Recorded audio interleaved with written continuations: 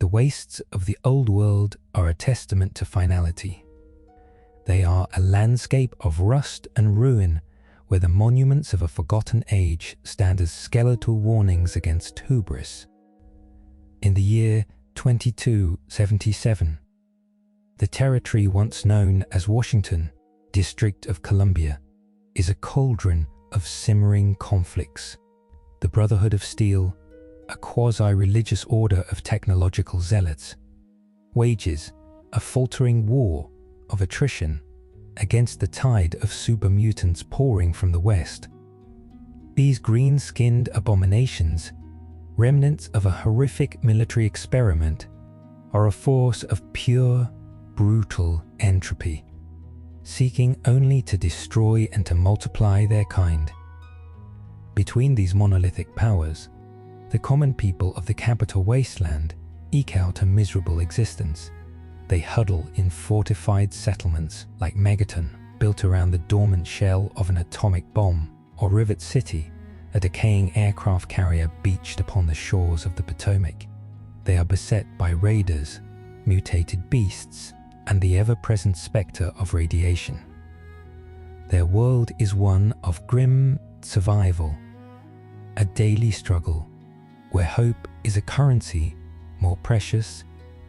History in this era is written in blood and scavenged technology, a cycle of violence and desperation that seems endless. But the universe is vast, and its currents are not always confined to the predictable orbits of human folly. Far across the cosmos, a world dies, consumed by the cataclysm of its own star.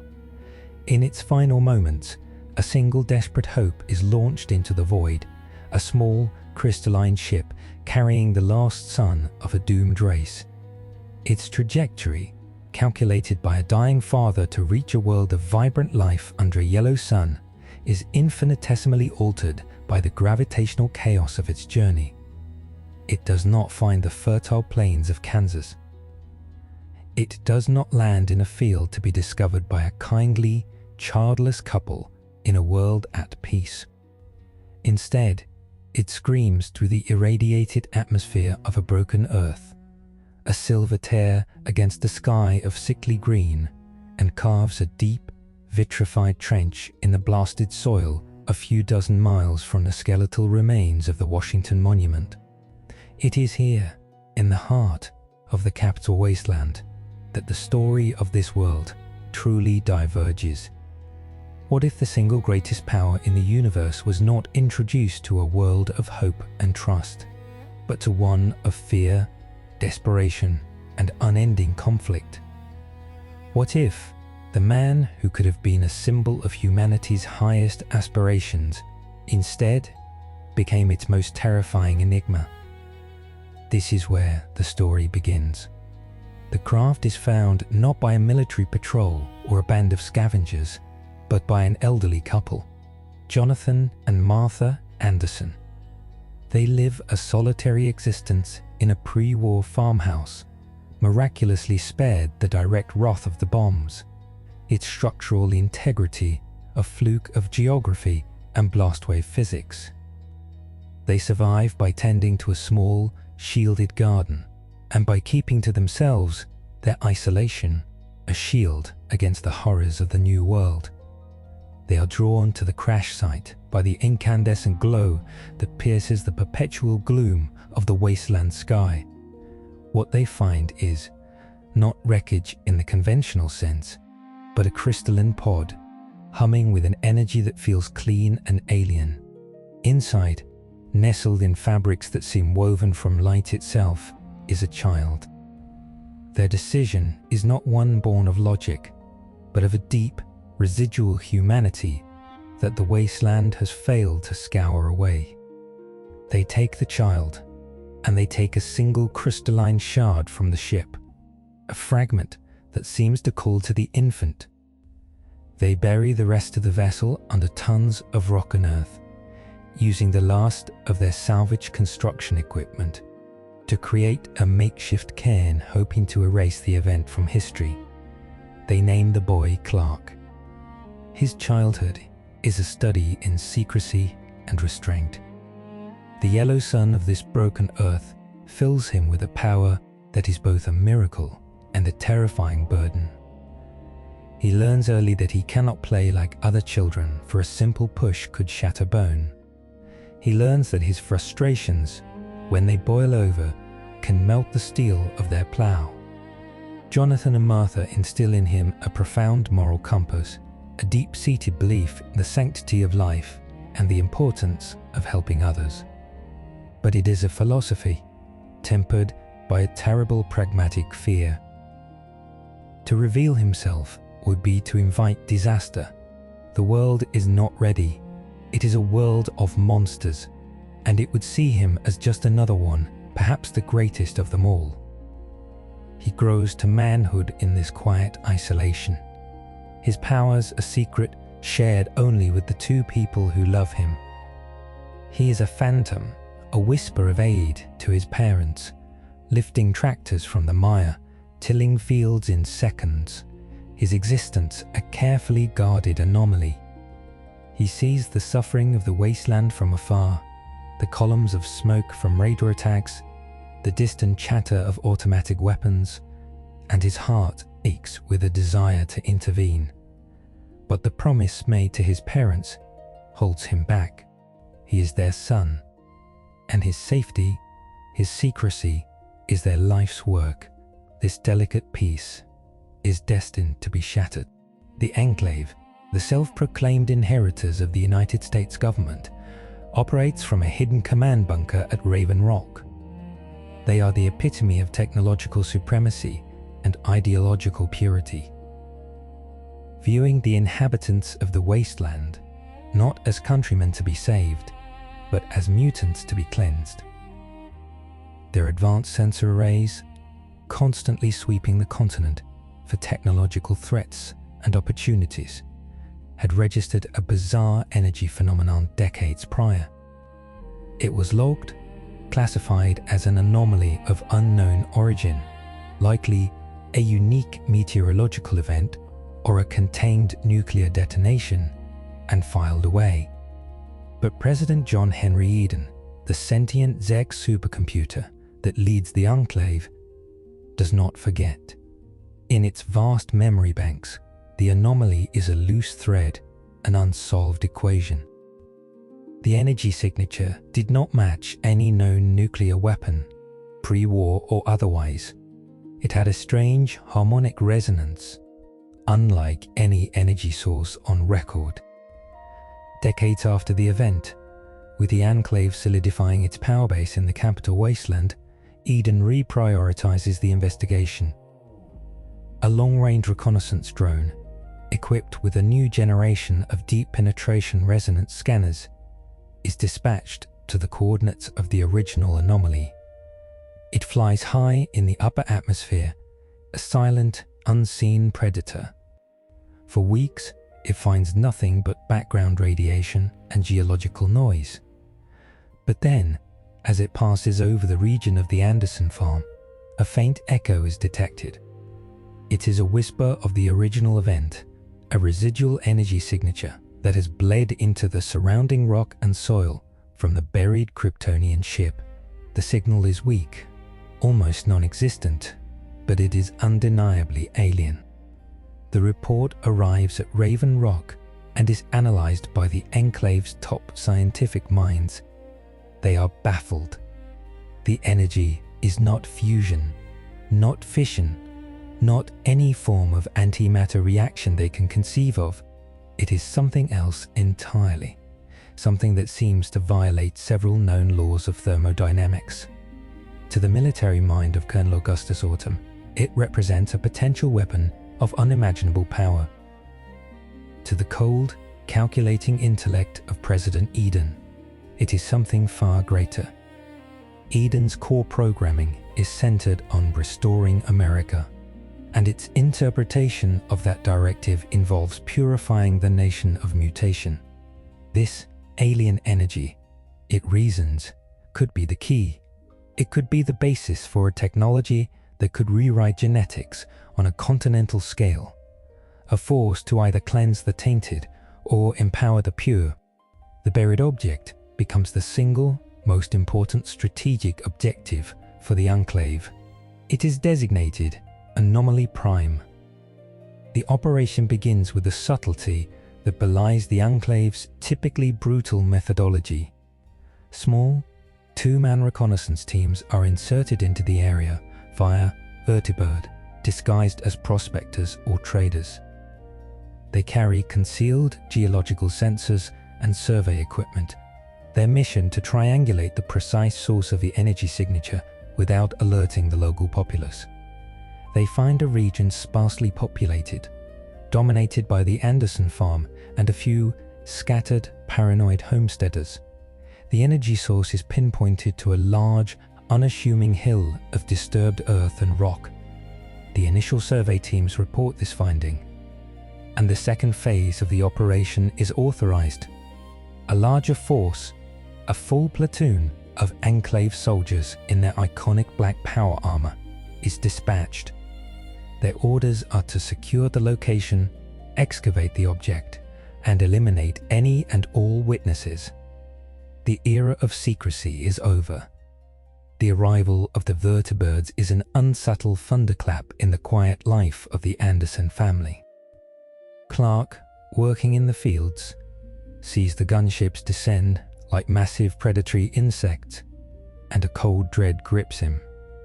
He has been trained his entire life for this possibility, for the day the outside world would come crashing in. Jonathan and Martha usher him into their root cellar, a space reinforced with lead sheeting salvaged from an old clinic, a desperate, loving attempt to shield him from prying eyes and strange energies. They plead with him to stay hidden, no matter what he hears. He acquiesces, the habit of a lifetime of obedience to them warring with every protective instinct in his body. The Enclave troopers disembark and establish a perimeter around the burial site.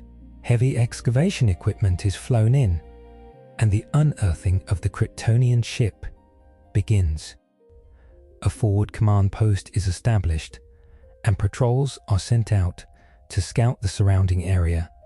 One such patrol, a fire team of 4 soldiers, approaches the Anderson farm. Their orders are explicit.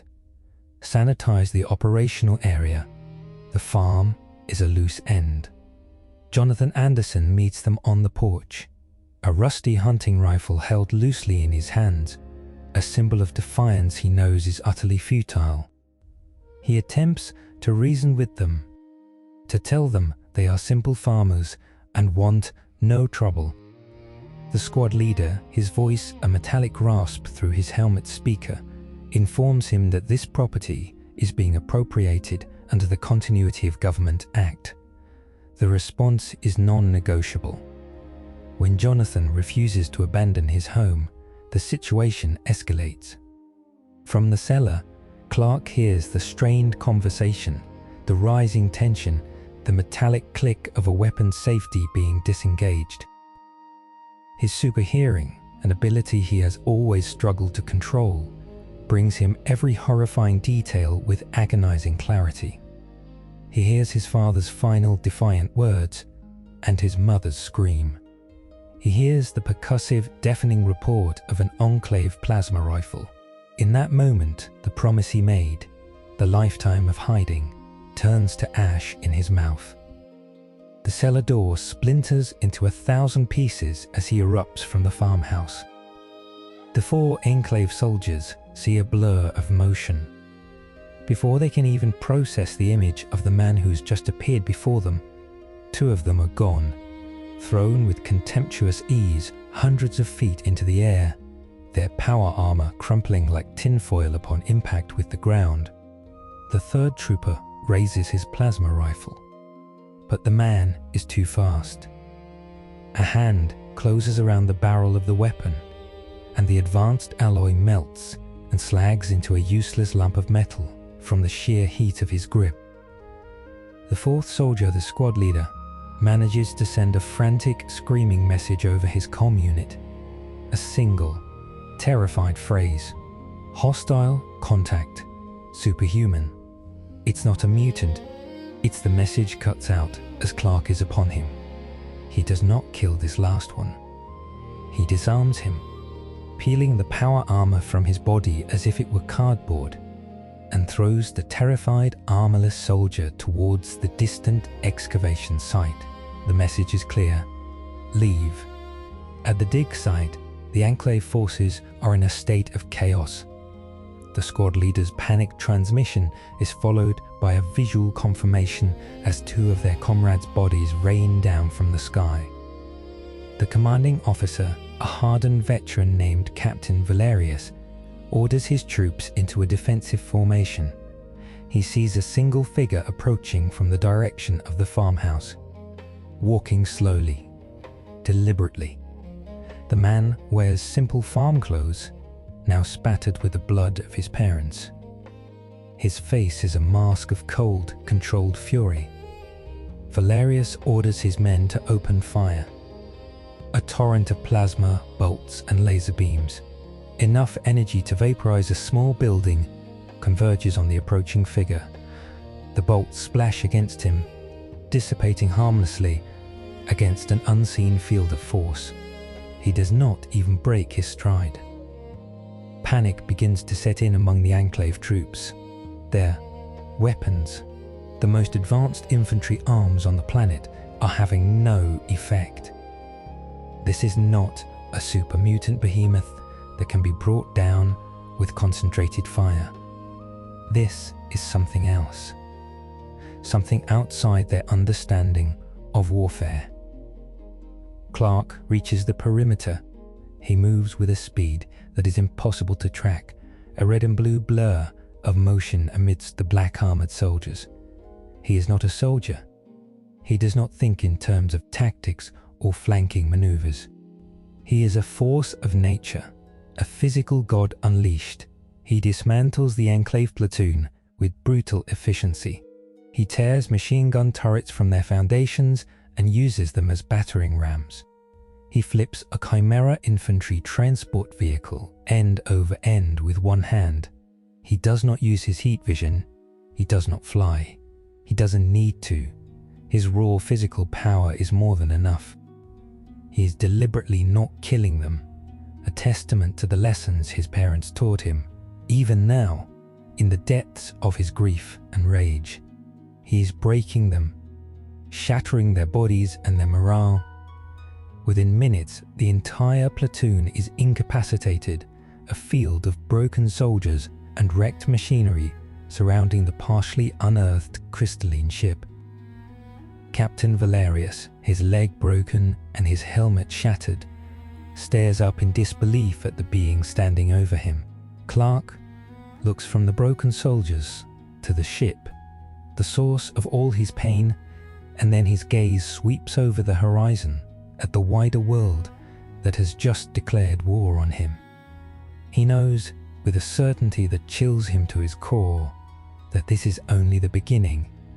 The Enclave will be back, and next time they will come with more than just a single platoon. His life of hiding is over, and his war has just begun. News of the disaster at the excavation site, designated Site Prime, sends shockwaves through the Enclave command structure at Raven Rock. Captain Valerius's garbled, pain-filled after-action report, combined with the telemetry from the soldier's armor, paints an unbelievable picture. A single biological entity, humanoid in appearance, had neutralized a full platoon of power-armored infantry and heavy support units in under 5 minutes. The entity demonstrated invulnerability to small arms and energy weapons, superhuman strength exceeding that of a super mutant behemoth by several orders of magnitude, and speed. President Eden processes this information with an almost ecstatic fervor. The alien vessel was not just a power source, it had brought a guardian, a specimen. The biological component, which it dubs the Prime Anomaly, or simply Prime, is now the primary objective. The ship is secondary. Eden postulates that the being's biology It is a living template for a new post-human future, an American Adam for a new Eden. Colonel Autumn, however, views the situation through a purely military lens. He sees not a savior, but an unprecedented threat and a potential weapon. He is furious at the loss of his troops and the operational failure. He argues vehemently with Eden's disembodied voice in the command center, advocating for a purely destructive solution. He proposes deploying a tactical nuclear warhead to the site to annihilate both the anomaly and the ship, cauterizing the threat before it can grow. Eden overrules him. The prime anomaly is too valuable to be destroyed. It must be captured, studied, and if possible, controlled. A new, much larger operation is authorized, Operation Clean Sweep. Its objective is twofold: capture the prime anomaly alive and secure the alien vessel. Autumn is given command of the operation, but with the strict caveat that lethal force against the target is to be used only as a last resort, and only with Eden's direct authorization. This creates a deep-seated friction between the military commander and his AI superior. Autumn sees a clear and present danger being mishandled due to Eden's abstract, scientific obsession. Simultaneously, the event does not go unnoticed by the other factions of the capital Wasteland. The Brotherhood of Steel's listening post at Galaxy News Radio, manned by the optimistic disc jockey 3Dog, picks up fragments of the Enclave's panicked radio chatter. The signal is heavily encrypted, but the sheer volume and desperation of the traffic indicate a major military engagement. More concretely, a Brotherhood patrol operating near the edge of its established territory reports seeing a series of high-energy discharges consistent with a large-scale plasma battle, followed by the sight of two Enclave vertibirds fleeing the area, one of them trailing smoke. Scribes at the Citadel analyze the report and cross-reference it with the Enclave radio traffic. They cannot decipher the content, but they know the location. It is in a region considered strategically unimportant, with no known pre-war military installations or significant resources. This piques the interest of Elder Owen Lyons. The Enclave does not commit significant forces without a reason. He authorizes a long-range reconnaissance patrol, led by Star Paladin Cross, to investigate the area, but to avoid direct engagement. For Clark, the world has been irrevocably altered. He spends days in a fugue state of grief, burying his parents in the garden they tended with such care. He looks at the farmhouse, the only home he has ever known, its walls scarred by plasma fire, and feels a profound and terrifying loneliness. The rage that fueled his initial counterattack has subsided, replaced by a cold, grim resolve. His parents had wanted him to hide to protect him from the world. Now, he understands he must fight to protect the world from things like the Enclave. He examines the partially unearthed ship. Touching its crystalline surface, he feels a faint hum of energy, a resonance that feels familiar, like a half-remembered dream. He knows he cannot leave it here for the Enclave to find. Using his immense strength, he works for 2 days straight, digging into the earth, carving a massive cavern deep beneath the bedrock. He carefully lowers the ship into this new tomb, then collapses the entrance, burying it under a mountain of stone and soil, far deeper and more securely than before. He keeps only the single shard his parents had saved, a smooth, warm crystal that seems to pulse with a faint inner light. It is his only link to a past he never knew. His actions have already begun to ripple through the delicate social fabric of the Wasteland. The Enclave soldier he had stripped of his armor and throne managed to stumble into a nearby scavenger settlement, a wretched hive known as Evergreen Mills. He is delirious, raving about a flying man who tore apart power armor with his bare hands. The raiders who run the mill, led by a brutal slaver named Cutter, listen to his story with a mixture of disbelief. They torture the soldier for more information, but his mind is broken. They kill him and take his enclave jumpsuit as a trophy, dismissing his story as the ravings of a madman. Traders and scavengers who pass through evergreen mills hear whispers of a demon or a ghost that preys on enclave patrols. The tale is warped and exaggerated with each telling, becoming another piece of Wasteland folklore, another monster to be feared in the dark. Clark knows he cannot stay at the farm. It is compromised. He gathers a few personal belongings, a picture of his parents, the crystal shard, and abandons his home. He begins to travel, a ghost in the wasteland, observing the world he was hidden from for so long. He sees the casual brutality of raider gangs, the desperate poverty of settlements like Megaton, the hulking menace of super mutants roaming the ruins of DC. He also sees moments of kindness, of cooperation, of people struggling to build something new from the ashes of the old. He is an outsider, an observer, unsure of his place in this world. His initial forays into helping are small and secretive. A family of traders beset by rabid yaoguai find the massive beasts suddenly and inexplicably thrown into a ravine. A small settlement's well, which had run dry, is discovered the next morning to be connected to a deep, previously inaccessible underground aquifer, a new channel seemingly bored through solid rock. He leaves no witnesses, creating only more mystery. These events are attributed to luck or to the strange physics of the wasteland. The Enclave's Operation Clean Sweep begins. This is no small reconnaissance force.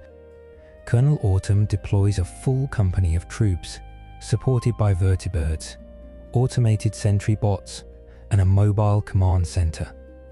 They establish a wide, fortified perimeter around the entire region of Site Prime.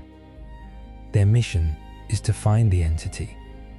They use advanced sensors, including thermal imagers, motion detectors, and even experimental biological signature scanners. They sweep the area in methodical overlapping grids. Their rules of engagement are brutal. Any settlement or individual encountered is to be detained and interrogated. Cooperation is rewarded with basic supplies. Resistance or ignorance is met with summary execution.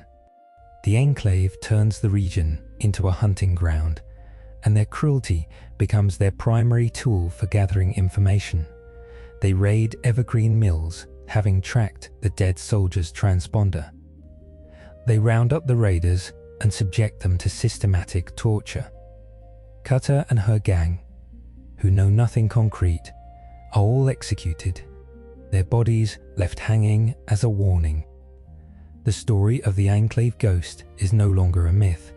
It is now attached to a very real and terrifying military crackdown. Clark witnesses this from a distance, his telescopic vision allowing him to see the atrocities without being seen. He sees the Enclave's methodical, heartless campaign, and he knows they are hunting for him. He is faced with a terrible choice. He can remain hidden and allow these innocent people, even the raiders, to suffer and die for his sake. Or he can intervene, revealing himself to the Enclave and drawing their full attention, but also revealing his existence to the entire wasteland. His parents' lessons about the sanctity of life win out. He cannot stand by and do nothing. He decides to fight back, but on his own terms. He will not be a static target. He will be the ghost they are looking for. He begins a campaign of guerrilla warfare, a one-man insurgency against the most powerful military force in the wasteland. He uses his speed and strength to strike at their supply lines and isolated patrols. A vertibird on a resupply run suddenly loses its tail rotor to a micrometeorite and crashes in the wilderness. A patrol of sentry bots is found reduced to a pile of scrap metal, compressed into a single dense ball. A forward listening post is silenced, its occupants found unconscious and stripped of their weapons and armor. These attacks are surgical and baffling to the Enclave. There are no energy weapon signatures, no ballistic evidence, nothing but wreckage and confused, terrified survivors who report seeing nothing but a blur of motion. Colonel Autumn becomes increasingly frustrated. His technological superiority is being thwarted by an enemy who refuses to fight a conventional battle. He is fighting a phantom, and it is making him look incompetent in front of Eden.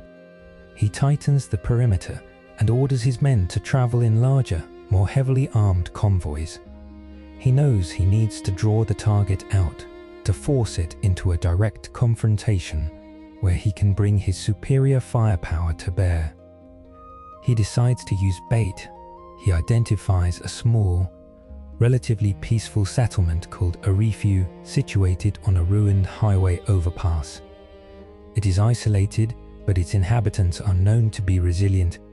Autumn dispatches a force with orders to occupy Arifu and hold its citizens hostage.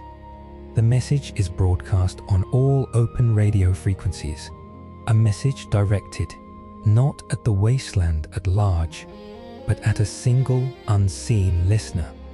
The Enclave announces that unless the entity responsible for the attacks surrenders itself to their custody, one citizen of Arifu will be executed every hour on the hour.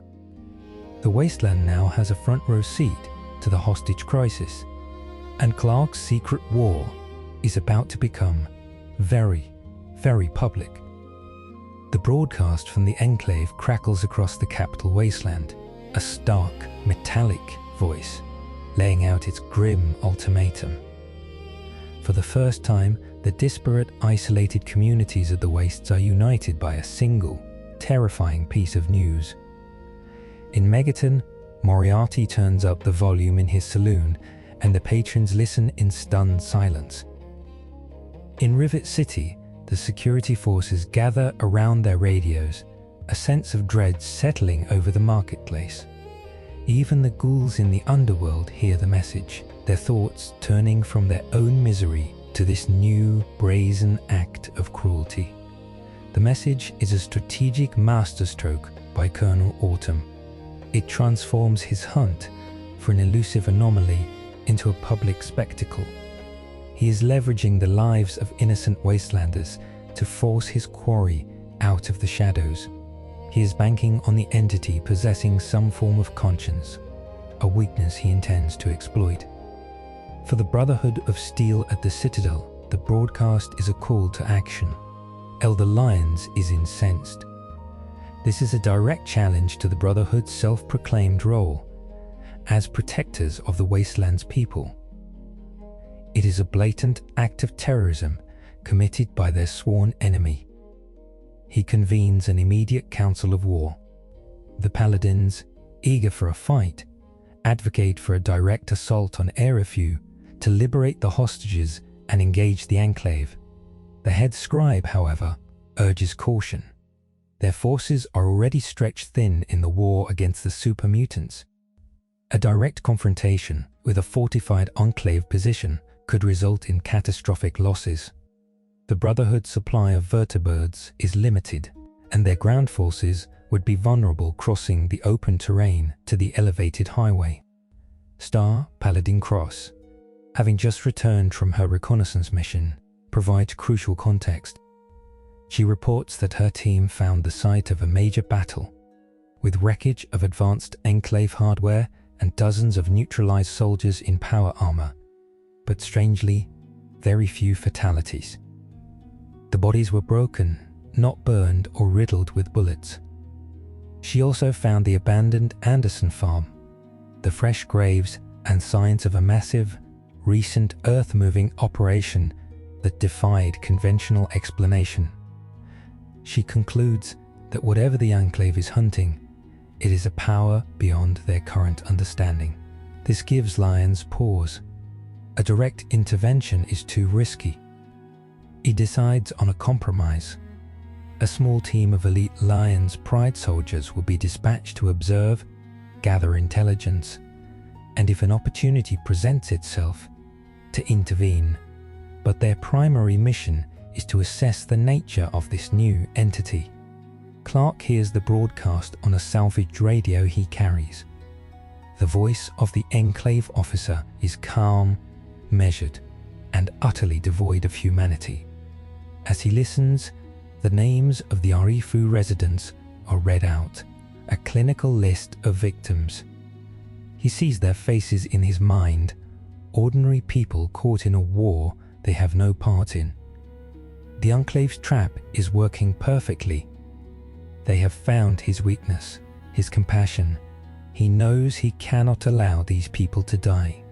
The decision is instantaneous. He begins moving towards Arifu, his speed a barely controlled blur across the blasted landscape. He is no longer thinking about secrecy. He is thinking only of the lives that are ticking away with each passing minute. At Arifu, the scene is tense. A full platoon of Enclave soldiers has secured the overpass. The small community of settlers is huddled together in the center of the bridge, guarded by soldiers in hellfire armor, their flamethrowers a constant, menacing presence. The first execution is scheduled to take place in the middle of the bridge, in full view of the surrounding area, to be broadcast for all to hear. The victim is Evan King, the town's self-appointed sheriff. He is dragged from the group and forced to his knees. Colonel Autumn is observing the situation remotely from his mobile command center several miles away, watching through the helmet cams of his soldiers. He is confident his plan will work. The entity will be drawn to the moral imperative, and when it appears, he has a contingency in place. He has armed his frontline troops with experimental plasma weaponry, calibrated to deliver a much higher energy yield, hoping to overwhelm the target's apparent invulnerability. As the designated hour approaches, a strange sound begins to fill the air. It starts as a low hum, then grows into a deafening roar, like a powerful wind where there is no breeze. The Enclave soldiers scan the horizon, their targeting systems searching for an incoming vertibird or a ground vehicle. They see nothing. Then, the soldier standing over Evan King is suddenly thrown backward, as if struck by an invisible cannonball, his armor crumpling around him. Before anyone can react, a red and blue streak flashes across the bridge. In the space of a heartbeat, every Enclave soldier guarding the hostages is disarmed, their weapons snatched from their hands and crushed into unrecognizable shapes. The Hellfire troopers find their flamethrower fuel tanks ruptured, the flammable liquid dousing their own armor. Then he lands. Clark touches down in the center of the bridge, between the terrified settlers and the stunned Enclave soldiers. For the first time, the Wasteland sees him clearly. He is not a hulking super mutant or a disfigured ghoul. He is a man, tall and powerfully built, wearing the simple, rugged clothes of a farmer. But it is his eyes that are most terrifying. They glow with a soft, red light, a visible manifestation of the immense power. There is a collective gasp from the settlers. They do not see a savior, they see an abomination, something unnatural. The stories are true. The demon is real. The Enclave soldiers recover from their shock and, following their orders, open fire. The experimental plasma bolts, glowing with an intense green energy, slam into Clark. He stands his ground, the energy washing over him like water, causing his clothes to smolder, but leaving his skin untouched. The sheer kinetic force of the impacts pushes him back a step, and he grits his teeth. He is not hurt, but he can feel the force, the immense energy being directed at him. From his command center, Autumn watches the telemetry in disbelief. The energy dissipation around the target is off the charts. It is absorbing or deflecting terawatts of energy. He gives a new order: concentrate fire, full power, do not let up. Clark knows he cannot just stand here and absorb the punishment. He needs to end this, and he needs to do it without anyone else getting hurt. He moves forward, walking into the storm of plasma fire. He grabs the barrels of the soldiers' rifles, 2 at a time. He moves with an economy of motion, each action precise and devastating. He disables the soldiers systematically, breaking limbs, crushing armor, but still, he does not kill. The Lion's Pride Recon Squad, observing from a ridge a mile away, watches the entire scene unfold through their high-powered optics. They are speechless. They are witnessing a single being dismantle an entire Enclave platoon with its bare hands. Their report back to the Citadel is frantic, a string of superlatives and expressions of disbelief. Elder Lyons listens, his face grim. This changes everything. This is a power that could either save the Wasteland or shatter it completely. As Clark neutralizes the last of the soldiers on the bridge, a new threat emerges. 2 Enclave vertibirds which had been circling at high altitude descend rapidly. They unleash a barrage of rockets. Clark sees them coming. He pushes the group of settlers back, shielding them with his own body as the rockets impact around him. The bridge shakes violently under the explosions.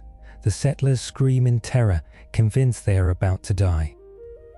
Clark stands firm, the fire and shrapnel washing over him. Then he leaps. He launches himself into the air, a feat of impossible strength that leaves everyone on the ground gaping in utter astonishment. He soars towards the first vertibird, easily outpacing the gunship. The door gunner stares in wide-eyed terror as the flying man approaches, then smashes through the cockpit, sending the aircraft spiraling into the ground a safe distance from the bridge. He turns his attention to the second vertibird. This one tries to flee, but it is useless. Clark intercepts it, rips one of the rotors from its housing, and watches as it too falls from the sky. He lands back on the bridge, the dust and smoke from the explosions settling around him. The surviving Enclave soldiers are all incapacitated. The settlers of RFU are safe, but they are not looking at him with gratitude. They are looking at him with pure, unadulterated terror. Evan King, the man he just saved, scrambles backward, away from him, his face a mask of fear. "What are you?" he whispers, his voice trembling. The question hangs in the air. Clark looks at their faces, at the fear he has inspired, and the weight of his isolation crashes down on him. He saved them, but he has alienated them in the process. He has confirmed their deepest fears. Without a word, he turns and launches himself back into the sky, disappearing into the clouds. On the bridge at Arifu, there is no celebration of liberation. There is only the stunned silence of people who have just witnessed the arrival of a god, and are not sure if it is a benevolent one. In his command center, Colonel Autumn watches the footage of the flying man. His frustration has been replaced by a cold, predatory ambition. The parameters of the mission have changed. Capturing this being is no longer just about science or purification. It is about harnessing the ultimate weapon. The events at Arifu broadcast a new and terrifying reality across the capital Wasteland. Three Dog, at Galaxy News Radio, scraps his usual playlist of old world music and patriotic messages.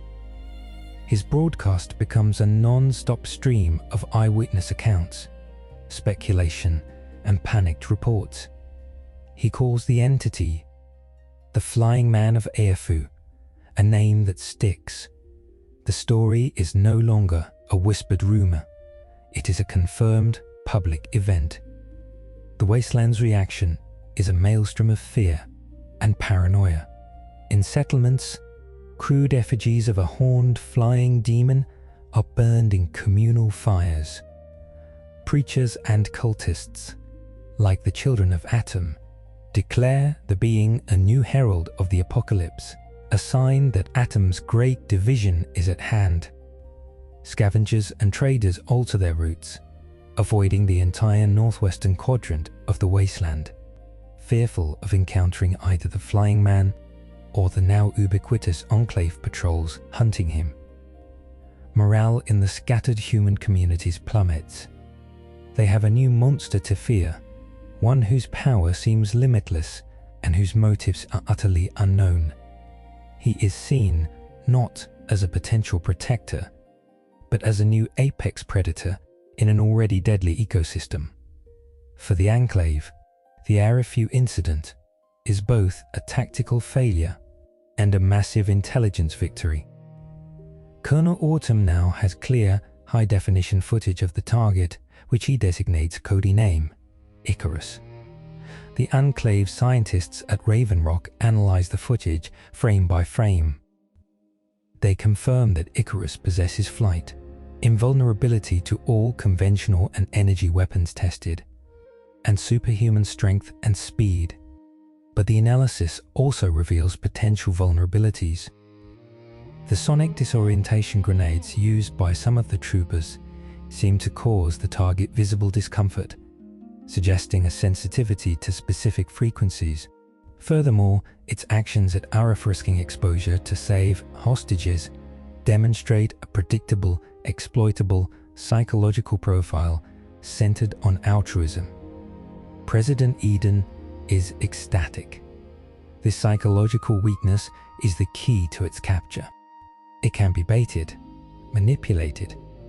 Eden authorizes the development of new, non-lethal weaponry based on the data high frequency. Sonic cannons and gravimetric snare technology designed to neutralize the target's ability to fly. Operation Clean Sweep is escalated, its budget and personnel tripled. The capital Wasteland becomes an occupied territory with Enclave checkpoints and patrols appearing on every major road. The Brotherhood of Steel is thrown into a state of internal crisis.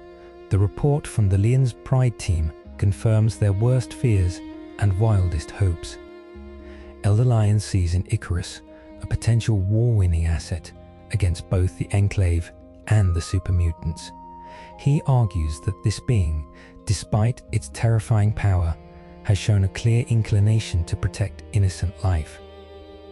He proposes a radical new strategy. They must attempt to make contact, to forge an alliance. This proposal is met with outrage by the traditionalist faction within the Citadel, led by the stern and inflexible head Paladin. They see Icarus as a technological and biological abomination, a gross deviation from the purity of the human form. To ally with such a creature would be a betrayal of the Brotherhood's core tenets. They argue that the entity and its technology, whatever it may be, must be seized and controlled, or, if that is not possible, destroyed. The ideological schism that had been simmering within Lion's chapter for years now erupts into an open flame. The Outcasts, a splinter faction that had already broken with Lyon's over his altruistic policies, hear the news and become even more entrenched in their isolationism. They declare Icarus a primary threat and begin their own clandestine operations to hunt the being, hoping to capture its technology for themselves. Clark, meanwhile, has retreated to the ruins of the DC downtown area. He finds a grim sort of anonymity amidst the shattered skyscrapers and super mutant patrols. He is utterly alone, haunted by the memory of the fear in the Erefuse settlers' eyes. He listens to the radio broadcasts and hears himself described as a demon, a monster, a harbinger of doom. The very people he is trying to protect revile him. A deep-seated despair begins to take root. He questions the wisdom of his actions, the lessons his parents taught him. What is the point of protecting a world that hates and fears him? He spends his days observing the ongoing war between the Brotherhood and the super mutants in the ruins of the city. He sees the courage of the Brotherhood soldiers, their willingness to sacrifice themselves for their mission, but he also sees their rigidity, their cold dismissal of the ordinary people caught in the crossfire. He sees the mindless brutality of the super mutant, a force of pure destruction. He is caught between these factions, belonging to none of them. His isolation is broken by the Enclave's escalating campaign. They begin to systematically target civilian populations in the search for him. They occupy small settlements, imposing martial law and conducting brutal interrogations. They use the radio to broadcast messages of terror, blaming the flying demon for their actions. Your suffering is a consequence of the creature you harbor, the metallic voice announces. Surrender it to us, and we will restore order. Resist, and we will sanitize this entire region. This propaganda is brutally effective. Many Wastelanders, desperate for an end to the Enclave's oppression, begin to actively aid in the hunt for Clark. They report sightings, real or imagined, hoping to win favor with the Enclave. Clark is now being hunted not just by a technologically advanced army, but by the very people he has sworn to protect. This new reality forces him to act. He cannot allow the Enclave to turn the Wasteland against itself. He begins a more aggressive, more public campaign against them. He is no longer a ghost, he is a warrior. He targets major Enclave installations and supply depots. He appears in the skies above their newly established checkpoints and dismantles them in seconds, leaving the soldiers alive, but their equipment in ruins. He becomes a symbol of defiance, but a terrifying one. His attacks are swift and devastating. He cripples a major Enclave forward operating base near the satellite relay station, tearing apart their barracks and vehicle bays. In doing so, he inadvertently disrupts a super mutant offensive in the area, a fact that is not lost on the Brotherhood of Steel observers. Elder Lyons seizes this opportunity. He needs to make contact to force a meeting. He learns from his intelligence network that the Enclave is transporting a new weapon system likely designed to counter Icarus from their main base at Raven Rock to a testing ground near the ruins of Old Olney. He knows the Enclave convoy will be heavily defended and that Icarus will almost certainly be drawn to it. Lyons decides to take a massive gamble. He will lead a contingent of the Lion's Pride himself, not to attack the Enclave, but to intervene in the inevitable confrontation. His goal is to save Icarus from the trap he is sure the Enclave has laid, and in doing so, to prove the Brotherhood's good intentions. It is a desperate, high-risk strategy that could easily result in the destruction of his elite forces, but he sees no other choice. The fate of the Wasteland, he believes, now rests on the shoulders of this strange flying man, and the Brotherhood must be on his side. He orders Sarah Lyons, his daughter, and the leader of the Pride, to prepare her troops. They will move out at dawn. Their mission is not to fight a battle, but to win an ally. The logistical challenge of moving the Enclave's new weapon is immense. Designated the Sonic Resonance Cannon, it is a massive piece of equipment, requiring a specialized heavy transport vehicle. The convoy that forms around it is a formidable display of Enclave power. It is led by a vanguard of Chimera tanks and Hellfire troopers, with vertibird gunships providing air cover. Colonel Autumn himself oversees the operation from a mobile command vehicle positioned in the center of the formation. Eno's Icarus will be drawn to such a high-value target. This is not just a transport operation, it is a carefully laid trap. The route is deliberately chosen to pass through a narrow canyon, a natural kill box where the target's maneuverability will be limited. Specialized troops armed with the new sonic pulse rifles are positioned on the canyon ridges, ready to ambush their quarry. Clark, as predicted, observes the convoy's formation from a great height. He recognizes the sheer scale of the military force and knows it portends a major escalation. He sees the central transport vehicle and intuits that it carries something of great importance, likely a weapon meant for him. He is wary of a trap, but he cannot allow the Enclave to deploy another tool of oppression against the Wasteland. He resolves to intercept and destroy the weapon before it can reach its destination. As the convoy enters the canyon, he descends, a dark shape against the midday sun. The battle begins with a terrifying display of his power. He strikes the vanguard first, peeling the turrets from the Chimera tanks and disabling their treads. The Hellfire troopers are scattered, their flamethrowers rendered useless as he moves too fast for them to target. The vertibirds open fire with their missile pods, but he evades the projectiles with contemptuous ease, weaving through the explosions to disable their engines, forcing them into controlled crashes. From his command vehicle, Autumn watches the tactical display, his forces being systematically dismantled. He is not panicked. This is all part of the plan. Spring the trap, he orders into his command link.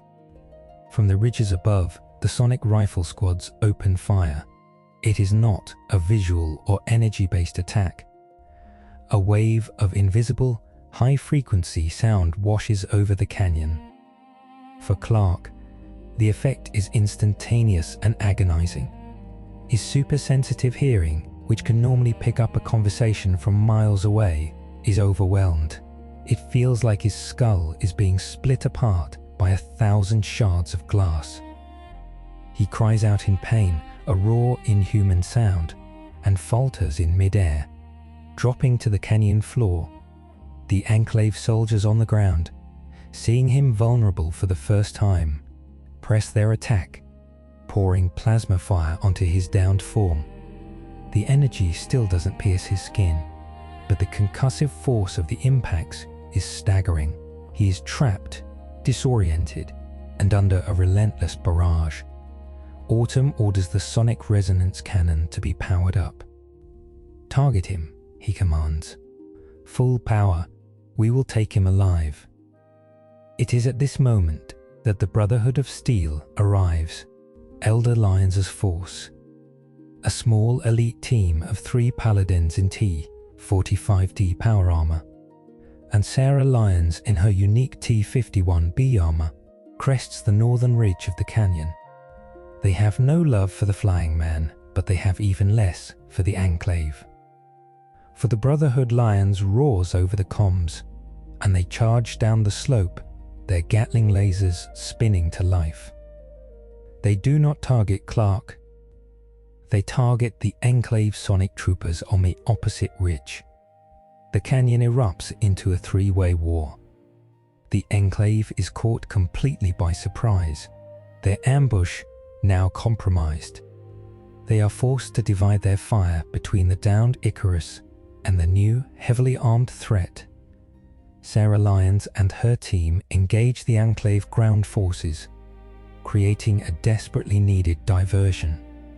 Their heavy armor and powerful weapons allow them to go toe-to-toe with the Enclave troops, turning the canyon floor into a chaotic maelstrom of laser fire, plasma bolts, and explosions. Elder Lyons, meanwhile, identifies the primary threat, the massive sonic cannon powering up on its transport. He knows that if that weapon fires, the battle is over. He orders his paladins to provide covering fire while he makes a solo charge for the cannon. It is a suicidal run, but Lyons is driven by a desperate conviction. He wades through a hail of plasma fire, his power armor glowing red from the impacts, his Gatling laser blazing. Clark, on the ground, is slowly recovering. The Brotherhood's attack has forced the Sonic Troopers to divert their attention, giving him a moment's respite. The agonizing pressure in his head recedes. He gets to his feet, shaking his head to clear the lingering disorientation. He sees the Brotherhood soldiers fighting the Enclave. He does not understand why they are here, why they are helping him. He has only ever seen them as another faction in this world's endless war. He sees Elder Lyon's desperate charge towards the cannon. He sees the cannon's massive barrel beginning to glow, indicating an imminent discharge. He knows Lyons will not make it in time. In that moment, he makes a choice. He could fly away, leave these two factions to destroy each other. But that is not who he is. He launches himself forward, a blur of motion, ignoring the plasma fire that still washes over him. He reaches the sonic resonance cannon just as it is about to fire. He does not try to disable it. He puts his shoulder to the massive weapon and pushes. With a screech of tearing metal, the entire turret is ripped from its housing on the transport vehicle. He hefts the multi-ton weapon over his head and with a final, defiant roar, throws it with all his strength against the canyon wall, where it shatters into a million pieces. The destruction of the cannon is the turning point of the battle. Colonel Autumn, seeing his trump card destroyed and his forces caught in a pincer between a god and the Brotherhood of Steel, makes a tactical decision. He orders a full retreat. The surviving Enclave soldiers fall back, covered by the remaining vertibirds, leaving their dead and their wrecked equipment behind. The canyon falls silent, save for the crackle of burning vehicles and the hum of the Brotherhood's power armor. Clark stands amidst the wreckage, breathing heavily. He turns to face the Brotherhood soldiers. Elder Lyons approaches him, slowly, his weapon lowered, his helmet retracted to show his face. It is a gesture of trust, a monumental risk. He stops a respectful distance away from Clark. He does not speak of alliances or strategy. He looks at the being who has just saved him and his soldiers, and he says two simple words, broadcast over his external speakers, for all to hear. Thank you. But Clark, it is the first time since the death of his parents that anyone has shown him anything other than fear or hostility. He looks at the old soldier, at the exhaustion and hope etched on his face, and for the first time, he feels a flicker of something other than isolation. He doesn't know if he can trust the Brotherhood or what their ultimate motives are, but in this moment, in this canyon, filled with the dead, he knows they have a common enemy. He gives a slow, solemn nod in return. The alliance is not yet forged, but its foundation has been laid in the fire and chaos of the canyon battle. A new phase of the war is about to begin. The aftermath of the canyon battle creates a new. Colonel Autumn's retreat is orderly but grim. The loss of the sonic resonance cannon is a major setback, not just militarily, but politically within the Enclave. President Eden's detached analytical voice on the private comms link is laced with something akin to disappointment.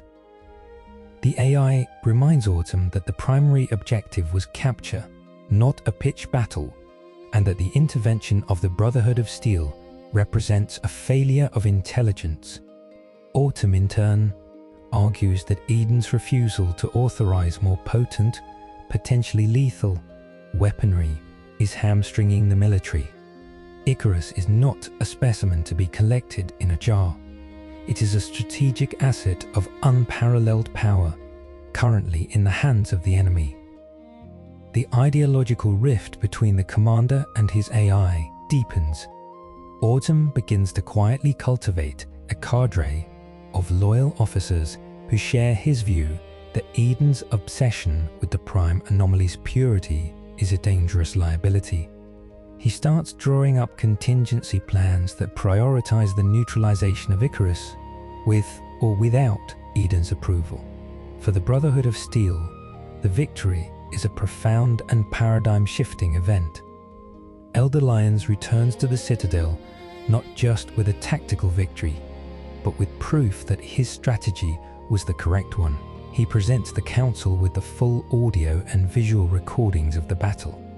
He emphasizes Icarus's actions, its initial targeting of Enclave hardware over personnel, its vulnerability to the sonic weaponry, and, most crucially, its decision to save him and his soldiers by destroying the cannon. This, he argues, is not the behavior of a mindless monster. It is the action of a reasoning being, one with a moral compass. The traditionalists are not so easily swayed.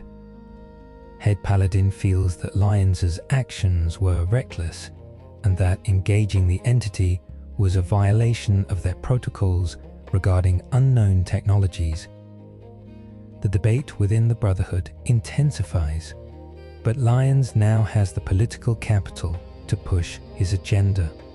He argues that the Enclave will now redouble its efforts and that without Icarus as an ally, the Brotherhood will be crushed between the Enclave's technology and the super mutant horde.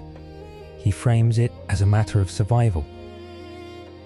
Reluctantly, the Council agrees to authorize a formal attempt at diplomacy. Clark does not accompany the Brotherhood back to the Citadel. After the silent exchange with Lyons, he takes to the sky, needing time to process the turn of events. He finds refuge in the highest levels of the Washington Monument, a perch from which he can see the entire expanse of the DC ruins. The Brotherhood's intervention has complicated his worldview. He had seen them as just another group of armed fanatics, fighting for their own selfish reasons, but they had risked their lives, seemingly for him. He is still wary. He does not know their true intentions. Are they seeking an ally or a weapon to be controlled? The memory of their gratitude, however, stands in stark contrast to the fear and hatred he has seen in the eyes of everyone else. He is still alone, but for the first time, he feels the possibility of not being an enemy to everyone. The diplomatic overture comes a few days later. A single, unarmed Brotherhood scribe is sent to the Washington Monument. He carries no weapons, only a radio transmitter. He broadcasts a simple repeated message, an invitation from Elder Lyons for Icarus to come to the Citadel to speak with him under a flag of truce. Clark observes the lone scribe for hours, his telescopic vision and super hearing analyzing the man for any sign of deception. He detects no hidden weapons, no concealed ambush. The man is genuinely alone and vulnerable. After a day of deliberation, Clark decides to accept. He knows it is a risk, but the alternative is to continue his one-man war, a path that he now realizes will only lead to more suffering for the people of the Wasteland as the Enclave's crackdown intensifies. His arrival at the Citadel is a moment of supreme tension. He lands in the main courtyard, and the entire fortress goes on high alert. Paladins line the walls, their laser rifles at the ready, a mixture of awe and fear on their faces. Elder Lyons meets him in the center of the courtyard, flanked only by Sarah Lyons and Star Paladin Cross. He has ordered his men to stand down, another gesture of trust. The meeting takes place in the Citadel's war room. It is not a negotiation between equals. Clark is a being of immense power, and the Brotherhood are soldiers with a rigid ideology. Lyons lays out his proposal directly. The Enclave is a threat to everyone in the capital Wasteland. The Brotherhood does not have the strength to defeat them alone. Clark does not have the strategic or logistical support to win a protracted war. Lyons proposes a formal military alliance. The Brotherhood will provide intelligence, strategic planning, and conventional military support. They will help protect civilian populations and coordinate strikes. In return, they ask for Clark's help in striking key Enclave targets that are inaccessible to their forces. Clark listens, his expression unreadable. He asks, through reported speech, what the Brotherhood intends to do after the Enclave is defeated. What is their vision for the future of the Wasteland? Lyons is honest. He speaks of his desire to protect the innocent, to rebuild a stable society, to bring order to the chaos. He admits that many in the Brotherhood do not share his vision, that they see the Wastelanders as primitives and technology as something to be hoarded, not shared.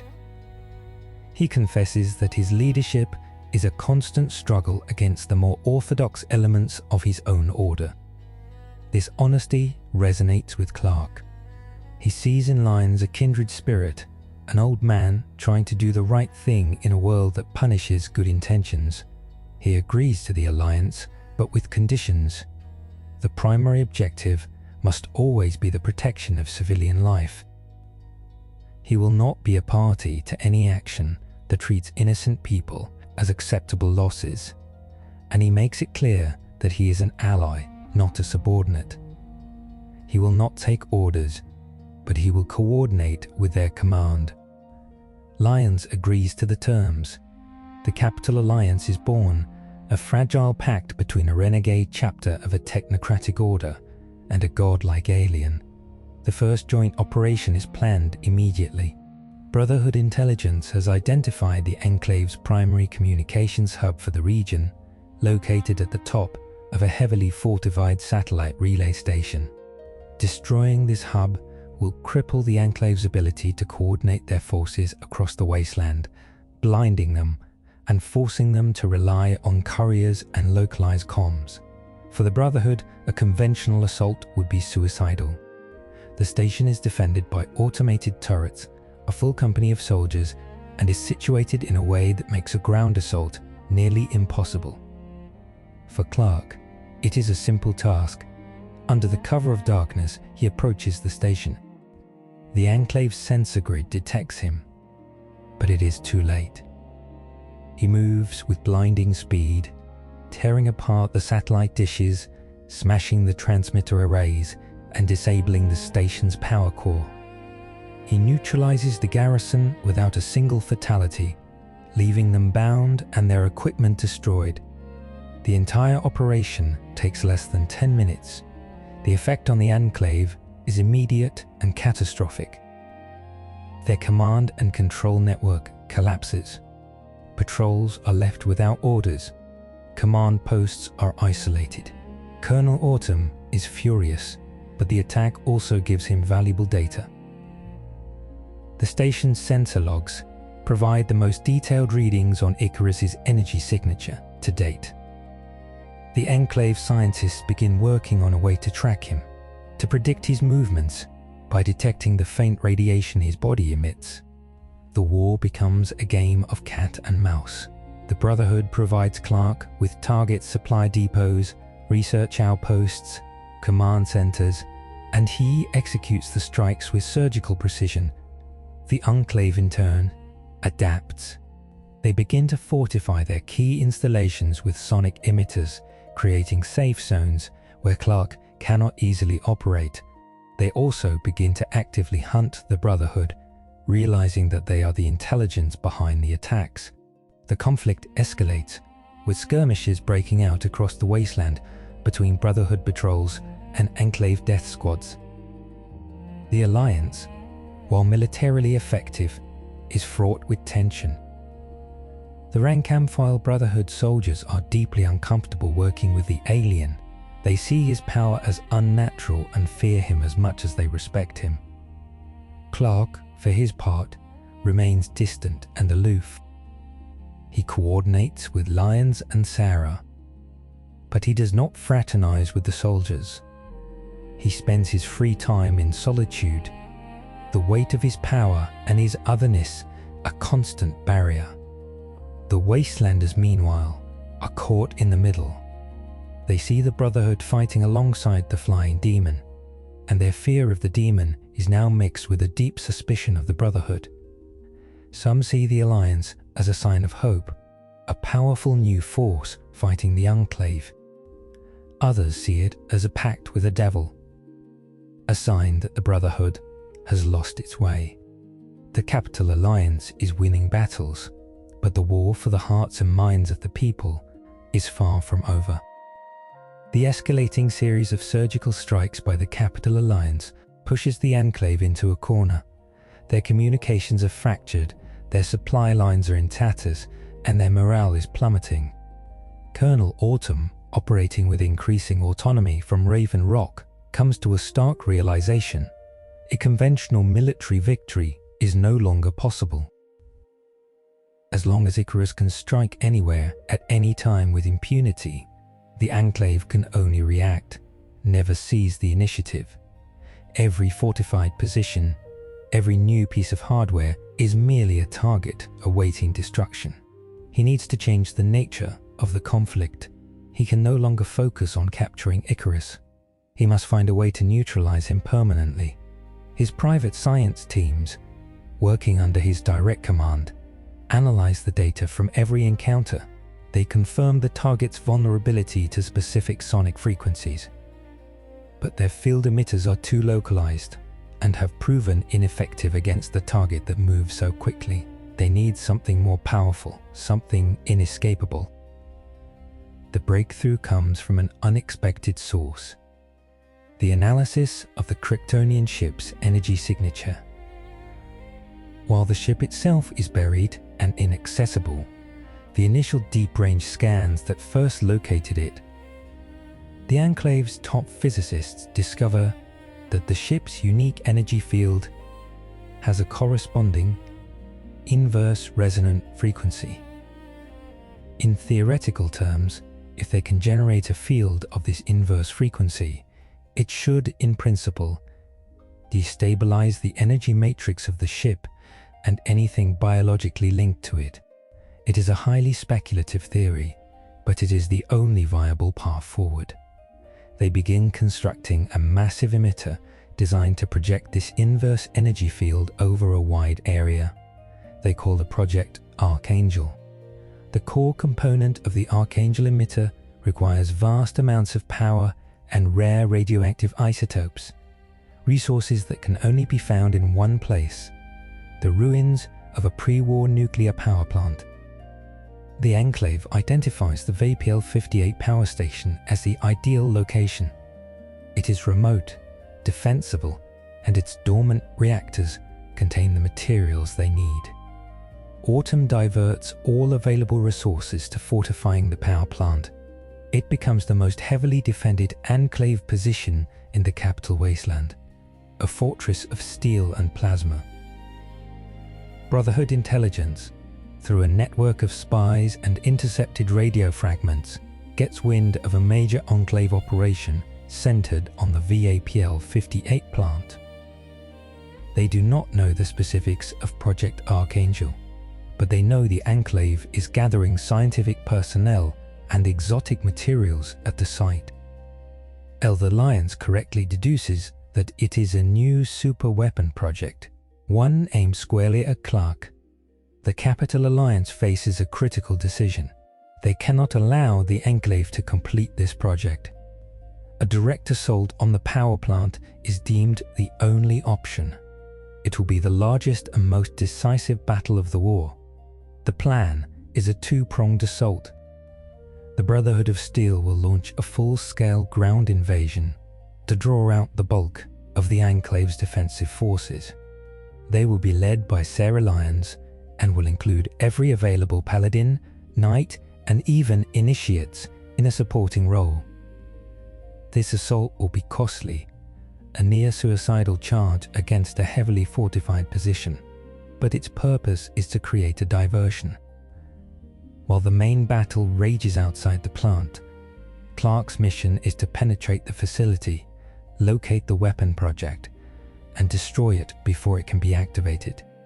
He will need to navigate the plant's interior, a confined space where his speed and flight will be less effective and where the Enclave will likely have deployed their sonic countermeasures.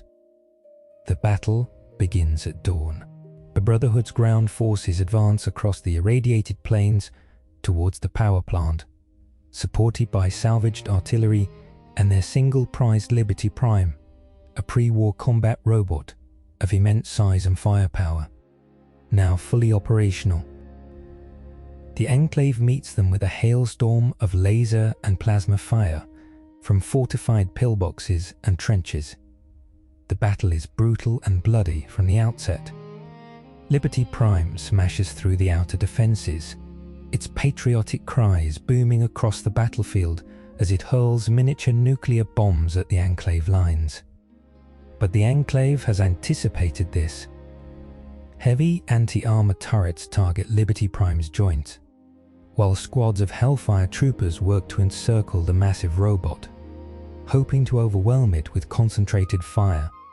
Sarah Lyons and the Lion's Pride lead the charge, their Gatling lasers cutting swaths through the Enclave infantry, but they are taking heavy casualties. The ground in front of the power plant becomes a charnel house of twisted metal and fallen soldiers. While this chaos unfolds, Clark makes his move. He approaches the power plant from the rear, flying low and fast. He smashes through the reinforced concrete wall of the main turbine hall, bypassing the main entrances entirely. Inside, he finds a labyrinth of pipes, catwalks, and machinery. The Enclave is ready for him. The interior of the plant is studded with sonic emitters. As soon as he enters, a disorienting wave of sound washes over him, dulling his senses and causing a constant throbbing pain in his head.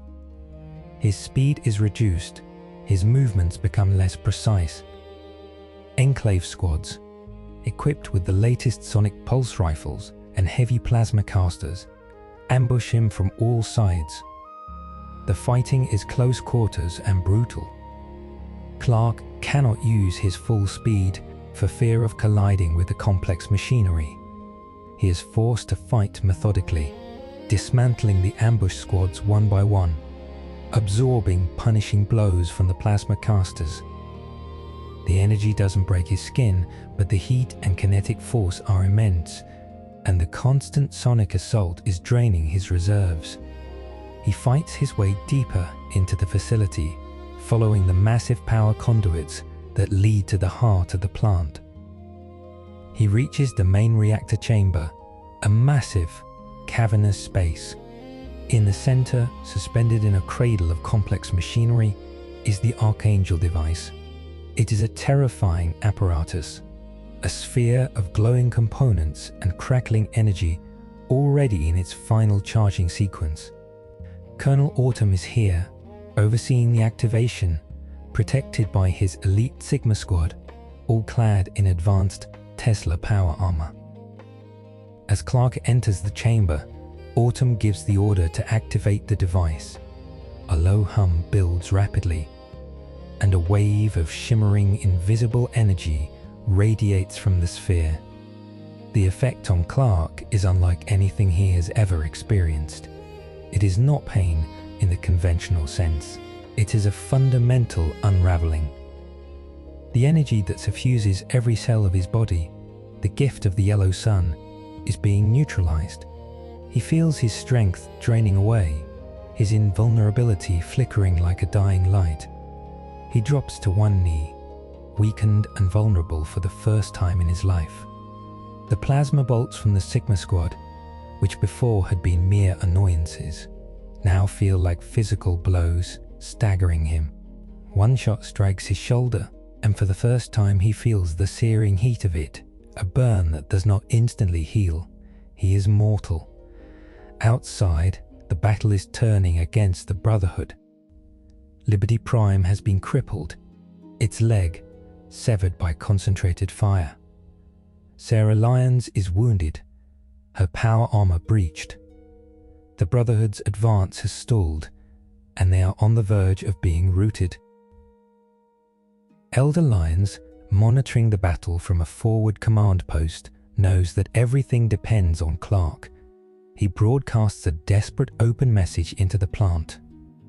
Whatever you're doing, you have to do it now. We can't hold them much longer. Inside the reactor chamber, Clark hears Lyons' message through the haze of pain and weakness. He sees Colonel Autumn watching him, a look of grim triumph on his face. He knows he has only moments before his power fades completely. He looks at the Archangel device, the source of his weakness, and he knows he cannot destroy it from a distance. He has to get to it. With the last of his failing strength, he pushes himself to his feet. The Sigma Squad pours a torrent of fire into him. He stumbles, his body now covered in burns and plasma scoring, but he does not stop. He is running on pure will, the lessons of his parents, the memory of their sacrifice, fueling his final desperate act. He reaches the cradle of the Archangel device. He ignores the soldiers climbing on him, ignores the plasma bolts burning his flesh. He puts his hands on the central sphere, the source of the nullifying field. He feels his own life force being drawn out of him, a terrifying void opening inside him. With a final, agonized scream that is more effort than sound, he unleashes his heat vision. It is a raw, uncontrolled explosion of solar energy, the last of the power stored in his cells, released in a single, desperate instant. The beam lances out, not at the device, but at the primary coolant pipes for the reactor directly above it. The superheated pipes explode. Tons of radioactive coolant flash into steam, a catastrophic pressure breach.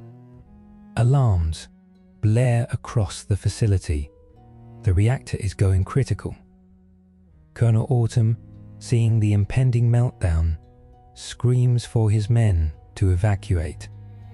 He makes one last look at Clark, who is now slumped at the base of the Archangel device, engulfed in the energy of his own heat vision, his body wreathed in flame.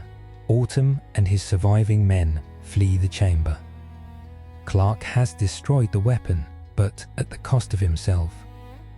He has triggered a nuclear meltdown, and he's at its epicenter.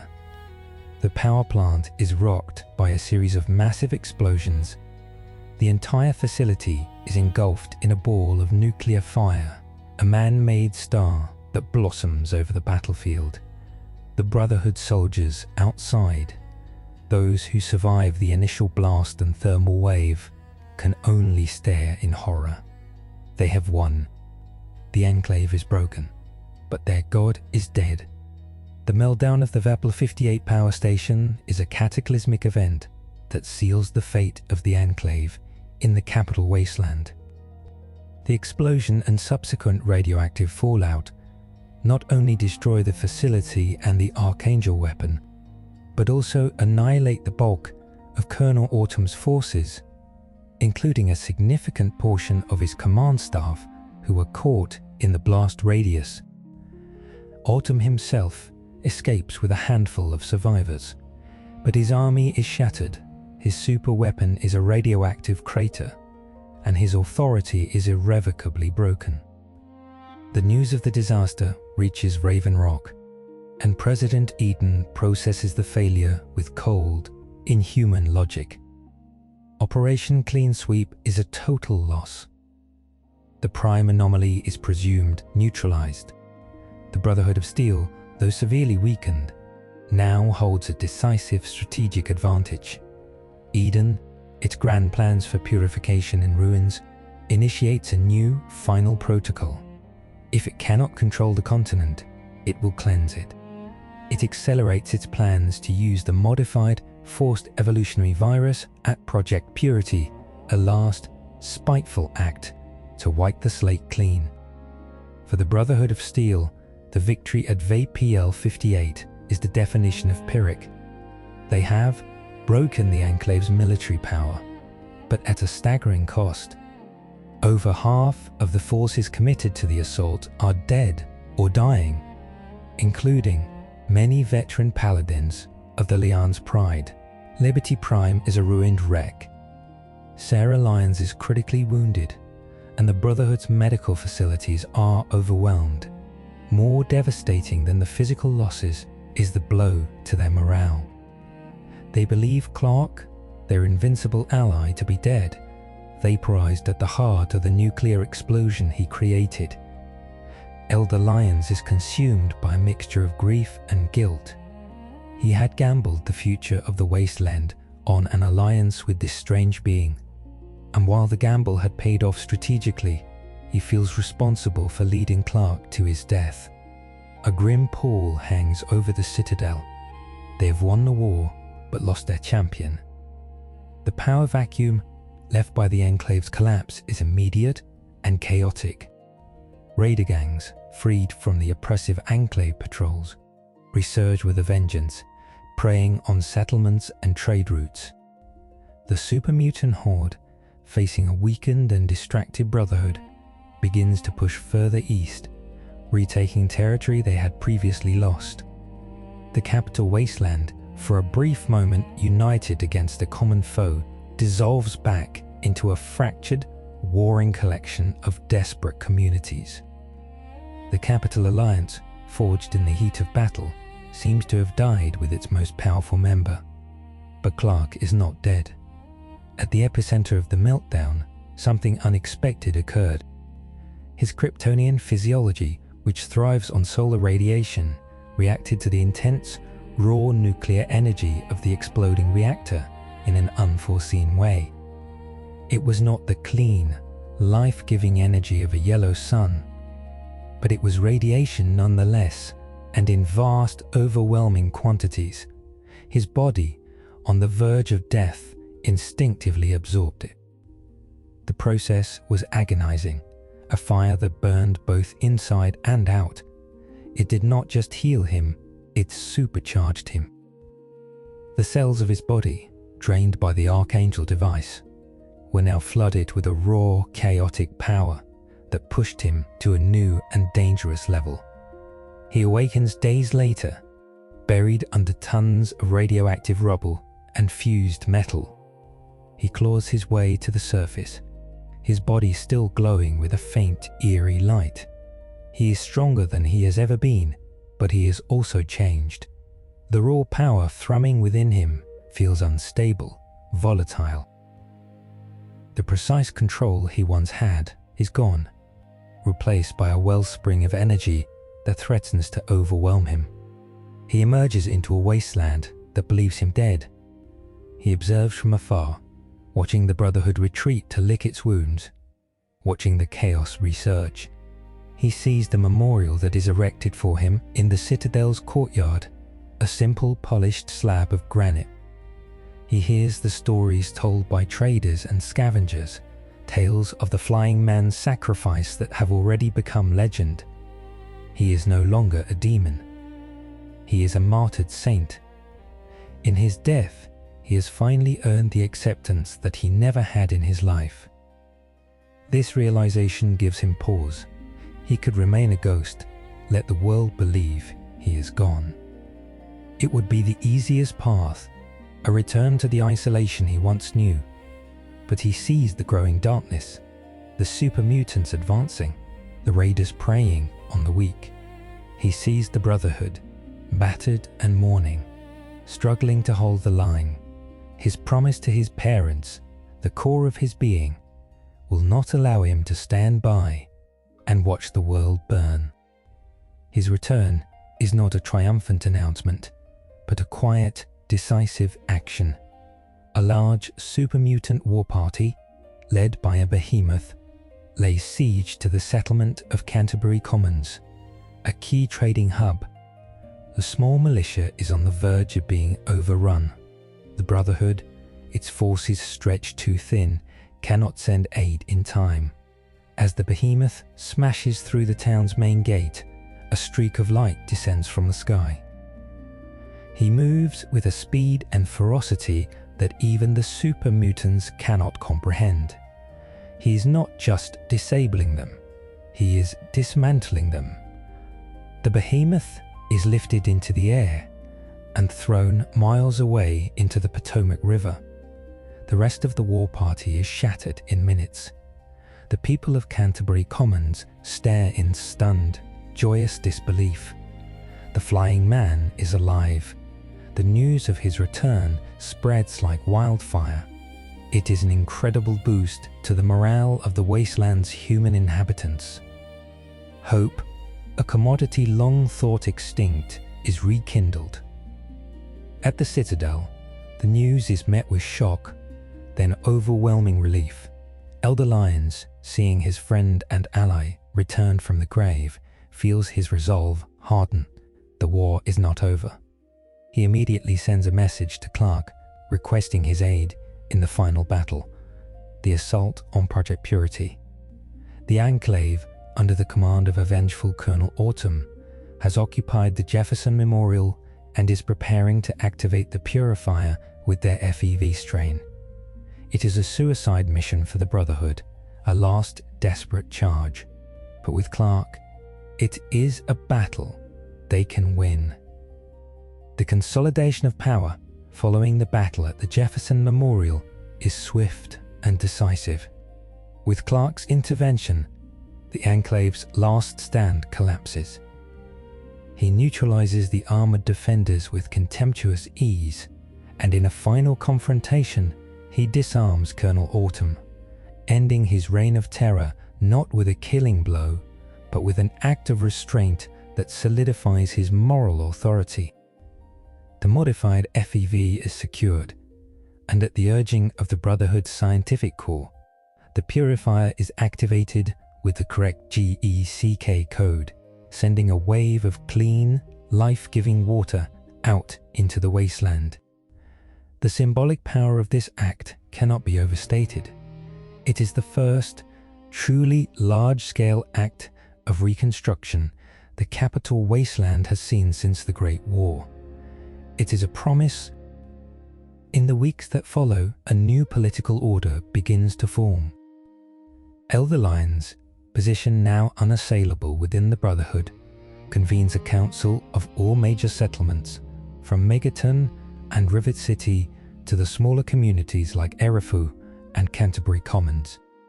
They meet at the Jefferson Memorial, now a symbol of their joint victory. Lyons proposes the formation of a new government, a formal alliance to ensure mutual protection and oversee the reconstruction of the region. He nominates Clark, the man they all owe their lives to lead it. Clark, however, refuses. He explains that he is a protector, not a ruler. His place is not in a council room. He will serve the new government, enforce its laws, and defend its borders, but he will not sit at its head. He understands that a government led by a god king would be a tyranny, no matter how benevolent his intentions. His refusal is an act of profound wisdom and humility, and it earns him more respect than any acceptance could have. A provisional council is formed, with representatives from each settlement and an advisory role for the Brotherhood of Steel. They call their new nation the Capital Commonwealth. Its first act is to formally recognize Clark as its protector, granting him a unique status outside the normal chain of command. He is an independent agent of the state, his authority absolute in matters of external defense and existential threat. The social transformation is radical. The fear of the flying demon is replaced by a deep, almost religious reverence for the Sentinel. Cults spring up, not of fear, but of worship, which Clark actively discourages. He becomes a symbol, a living monument. His image, a simple silhouette of a man in flight, becomes the flag of the new Commonwealth. The infrastructure of the Wasteland begins to change. Under the protection of Clark and the Brotherhood, trade routes become safe. The clean water from Project Purity allows for the expansion of agriculture. Settlements grow and new ones are founded. The Brotherhood, under Lion's guidance, slowly begins to share some of its technological knowledge, helping to repair pre-war power grids and communication systems. Clark's contribution is more direct. He helps in the construction of major public works, lifting massive girders into place for new bridges, carving new aqueducts through mountains with his heat vision. For the first time in 2 centuries, the people of the capital Wasteland are not just surviving, they are building. However, this new golden age is not without its tensions. The traditionalist elements within the Brotherhood are marginalized but not eliminated. They resent the sharing of technology and despise the cult of the alien that has grown around Clark. They form a powerful opposition bloc within the Brotherhood, constantly challenging Lion's authority. The outcasts remain a hostile force on the periphery, viewing the new Commonwealth as a grand heresy. Furthermore, the existence of Clark creates a new kind of dependency.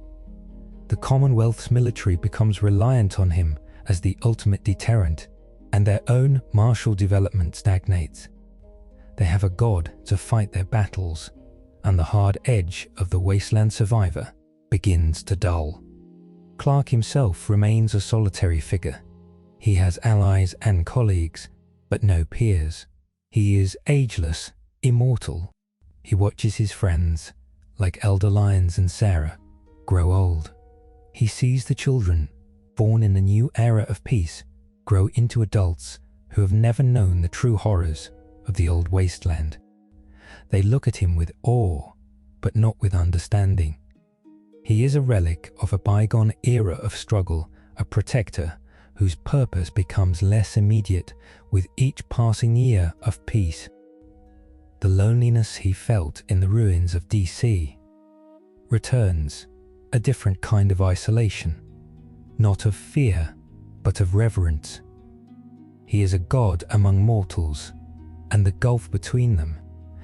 He has saved humanity, but he is not, and can never be, a part of it. 20 years pass.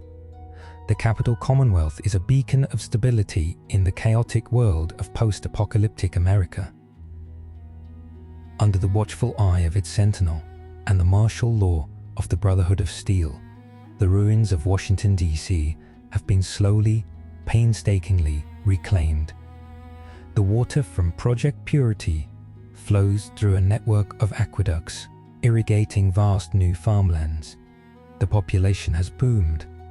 A new generation has been born into a world where super mutants are a receding memory and raider attacks are a manageable nuisance rather than an existential threat.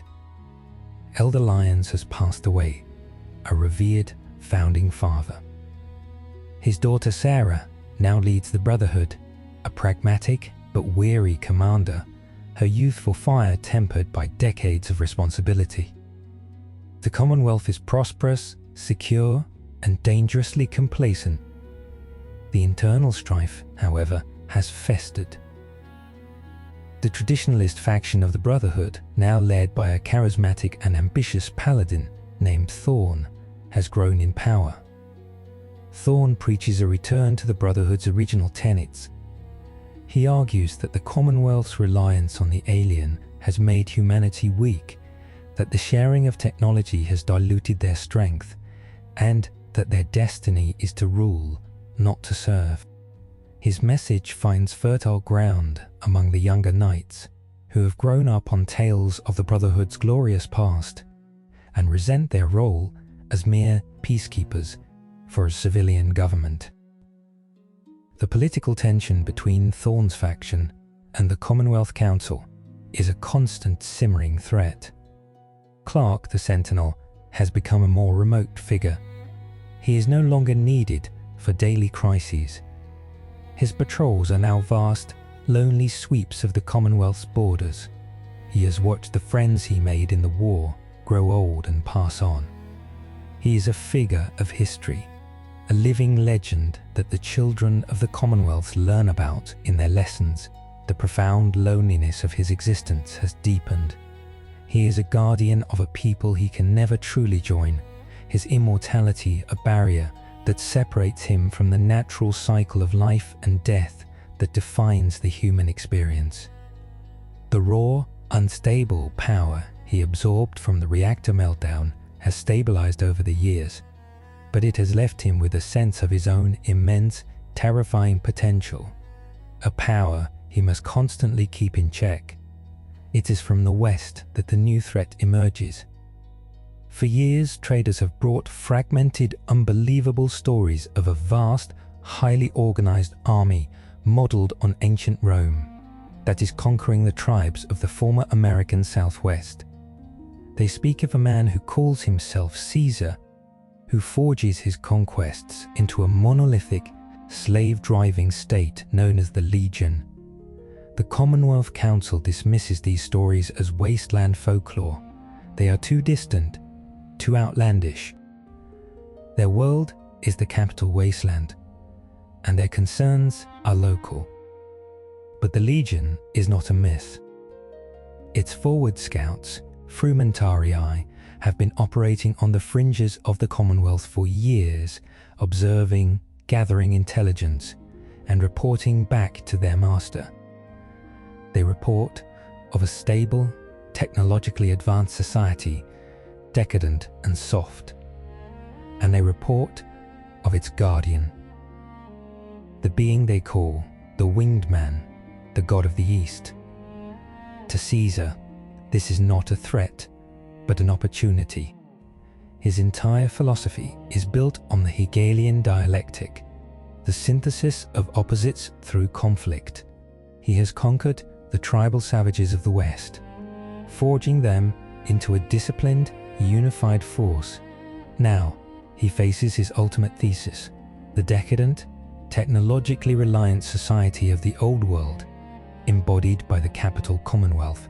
And at its heart is the Winged Man, a being whose power challenges Caesar's own claims to divinity as the son of Mars. To conquer the Commonwealth would be a great victory. To break its god would be to prove the supremacy of his own will, the triumph of man over the supernatural. It is a challenge he cannot resist. The first sign of trouble is the disappearance of patrols. Then, entire settlements go silent. The initial reports are confused, blaming a resurgence of raider activity, but the attacks are too organized, too disciplined. When a Brotherhood reconnaissance team finds one of the missing settlements, they find not the chaotic slaughter of a raider attack, but a scene of chilling order. The men have been crucified, the women and children taken, and the settlement burned to the ground. In the center of the town square, painted in blood, is the symbol of a golden bull. The Legion has arrived. The initial invasion is a brutal, lightning-fast assault. Legions of soldiers, armed with simple but effective throwing spears and machetes, but trained to a razor's edge of fanatical discipline, pour across the border. They do not use advanced technology. They overwhelm with numbers, strategy, and sheer ferocity. The Commonwealth's militia, accustomed to fighting disorganized raiders, is shattered.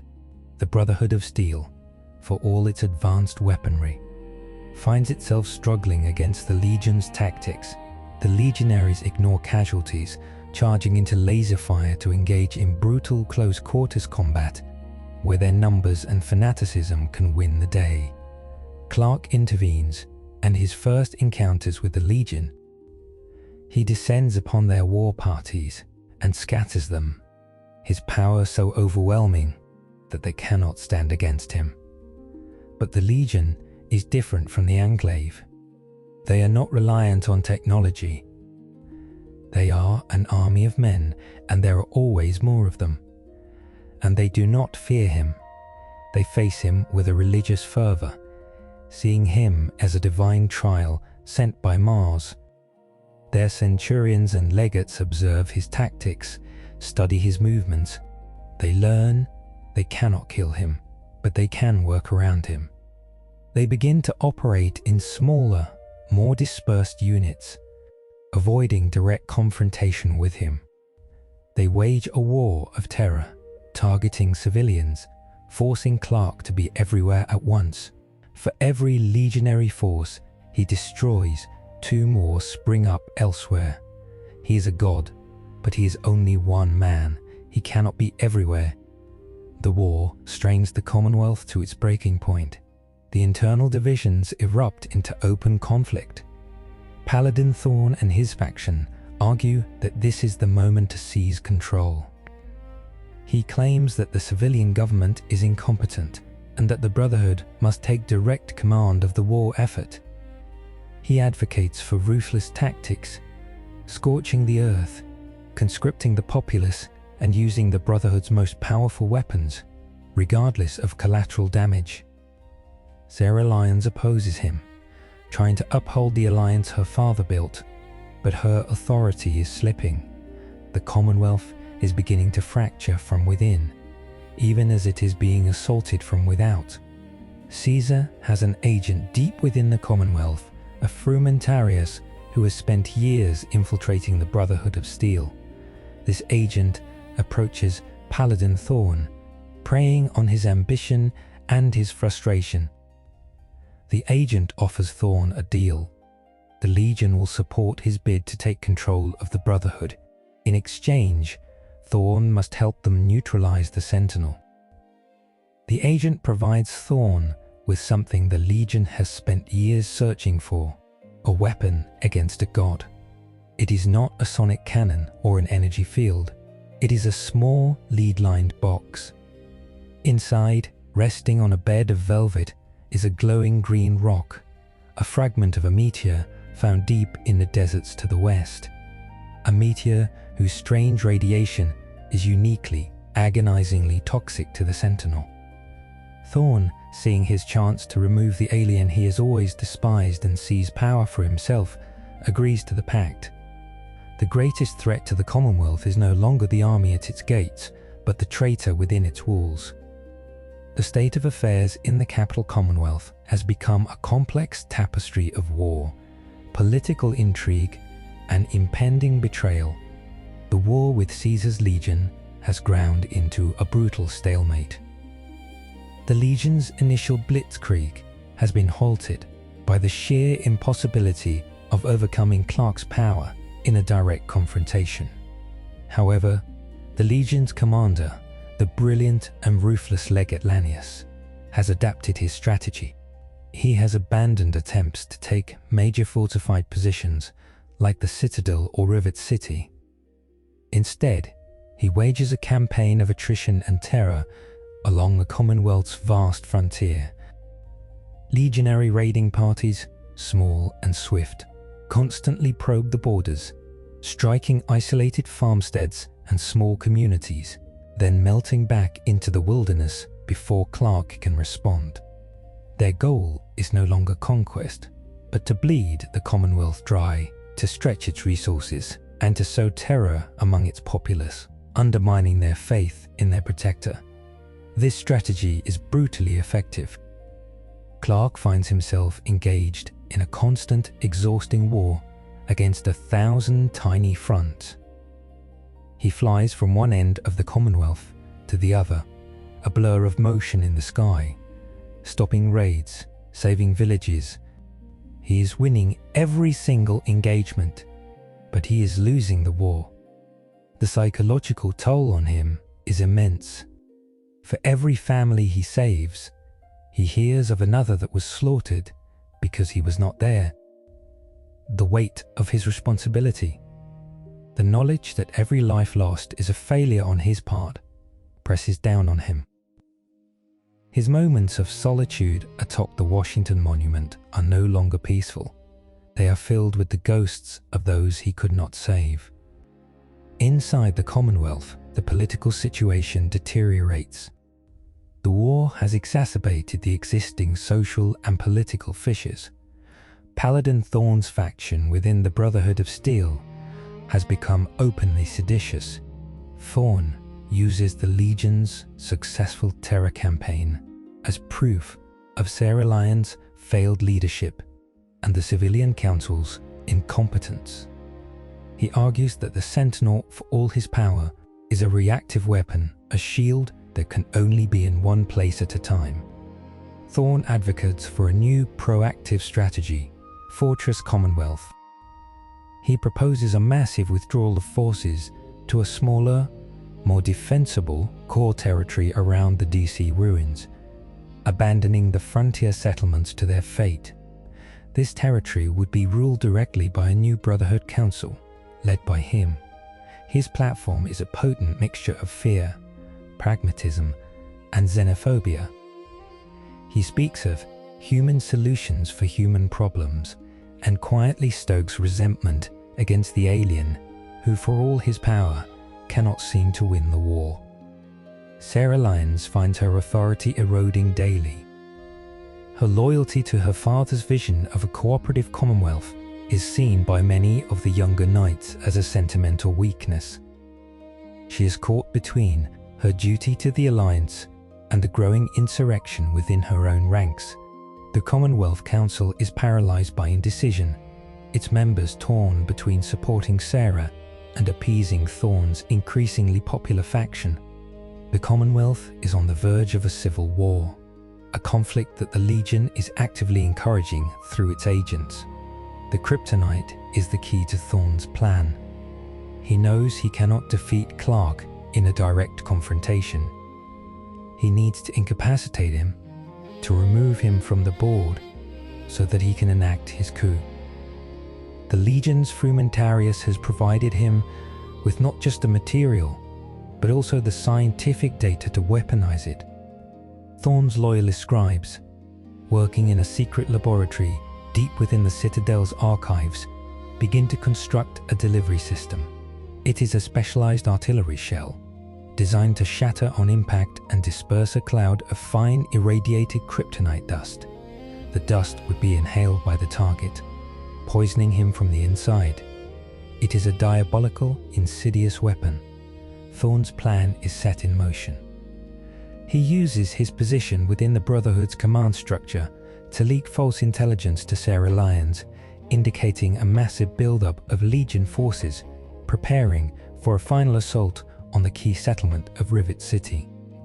He knows that Sarah will commit the bulk of her loyalist forces to its defense, and that she will call upon Clark to be the linchpin of that defense. It is a trap, not for the Legion, but for the Sentinel and the last vestiges of the old Brotherhood.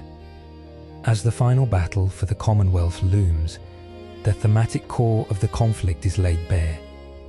It is a struggle between two irreconcilable visions of humanity's future. On one side is Caesar's Legion, a vision of order through brutal conquest, slavery, and the complete rejection of old-world individualism and technology. On the other is the nascent Capital Commonwealth, an experiment in rebuilding society based on cooperation, hope, and the protection of a benevolent, godlike power. And caught between them is Paladin Thorn, representing a third path, a return to isolationism, technological hoarding, and a grim, human-centric survivalism that sees both Caesar's fanaticism and the Commonwealth's idealism as equally dangerous follies.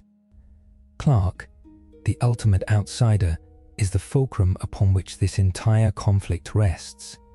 His journey began in the ashes of the old world, a secret hidden on a lonely farm. He emerged to fight monolithic technological evil, and in doing so, he inspired the creation of a new society. Now, he faces a far more complex enemy. He is not just fighting the Legion's armies. He is fighting the darkness within human nature itself, the ambition, fear, and prejudice represented by Thorn. He is forced to confront the terrible question that has haunted him since his emergence. Is a humanity that is so willing to betray its saviors, to succumb to its own worst instincts, truly worth the endless sacrifice? The final state of affairs is one of profound uncertainty. The Commonwealth is a society built on the power of a single being, its foundations resting on his continued presence and benevolence. The Legion represents a powerful, seductive ideology of strength and order that preys on the weaknesses of such a society. The internal betrayal planned by Thorn demonstrates the fragility of the new world. The story ends on this precipice. The armies are moving, the traitor is preparing to strike, and the Sentinel flies towards a battle that will not only determine the fate of the capital Wasteland, but will also force him to render his final judgment on the flawed, beautiful, and terrible species. He is a symbol of hope, but even he cannot protect humanity from itself. In the end, the cycle of conflict, of power sought and betrayed, may be a force more powerful than even a man of steel. The future is an open question, written in the sky above a world that may, in the end, choose to save itself, or to tear itself apart once more.